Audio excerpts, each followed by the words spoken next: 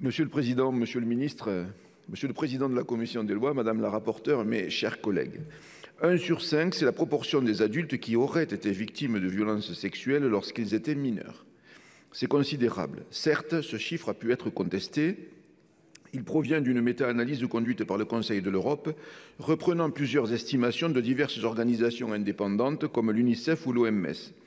Le rapport Sauvé, rendu public en octobre 2021, a donné une autre estimation avec près de 15% des femmes et plus de 6% des hommes majeurs ayant été sexuellement agressés lorsqu'ils étaient mineurs. Cela ramène la prévalence dans la population totale à un peu plus de 10%, ce que disait tout à l'heure Monsieur le Ministre. En tout état de cause, il s'agit d'un phénomène massif. Ce sont des milliers d'enfants qui chaque année subissent des violences et des millions d'adultes qui vivent toute leur vie avec le poids du traumatisme. Le grand public a pris conscience de l'ampleur du phénomène. Il est difficile de savoir si les violences sexuelles contre les enfants ont tendance à gagner du terrain ou si nous en prenons davantage conscience à mesure que la parole se libère sur le sujet. Quoi qu'il en soit, il serait irresponsable d'ignorer ce phénomène qui brise les individus et divise les familles. En outre, les violences sexuelles ne sont qu'une partie du problème, sans doute la plus glaçante et la plus révoltante, mais une partie seulement du problème. Les enfants subissent d'autres formes de violence au sein du foyer. En 2019, le Haut Conseil à l'égalité entre les femmes et les hommes estimait à 400 000 le nombre des enfants concernés par ces violences. Il s'agit bien sûr des violences subies par les enfants eux-mêmes, le plus souvent à cause d'un père violent. Mais il s'agit aussi, et il ne faut pas le négliger, des violences qu'ils ne subissent pas directement, mais qui sont infligées par l'un des parents contre l'autre. Ces violences peuvent traumatiser les enfants presque autant que lorsqu'ils sont eux-mêmes victimes d'éclats de colère, de coups ou d'insultes. Pour chacune de ces situations, la famille n'est plus le cocon protecteur qui permet à l'enfant de s'épanouir en sécurité. La famille devient une prison dont il ne peut plus s'échapper. Je me réjouis que les pouvoirs publics se soient emparés du sujet. Le lancement de la commission indépendante sur l'inceste et les violences sexuelles faites aux enfants, dite Ciivise, il y a 2 ans, a permis de mettre nos institutions à l'écoute des victimes.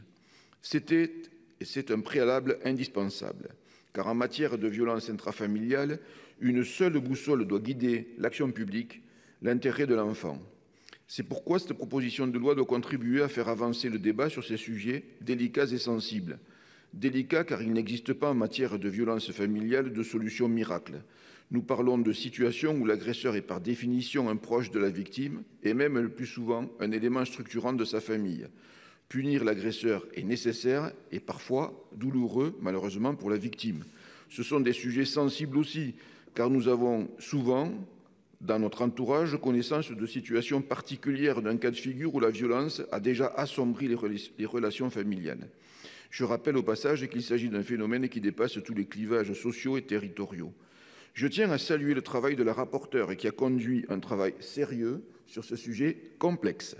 Le texte de la Commission nous paraît plus respectueux de l'intérêt de l'enfant, alors même qu'il peut paraître moins sévère contre les parents violents.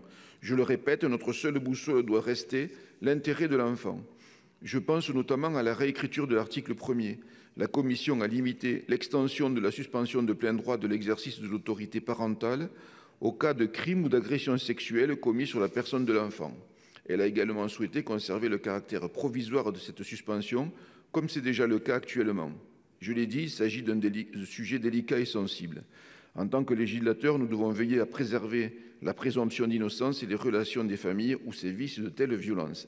C'est pourquoi il nous paraît judicieux de préserver aussi le rôle du juge aux affaires familiales dans l'application des sanctions à l'encontre des parents violents. Le législateur doit veiller à ne pas se substituer au juge. Rendre automatique le retrait de l'autorité parentale et de son exercice ne nous semble pas la réponse idoine. Nous faisons confiance au juge pour préserver l'intérêt des enfants.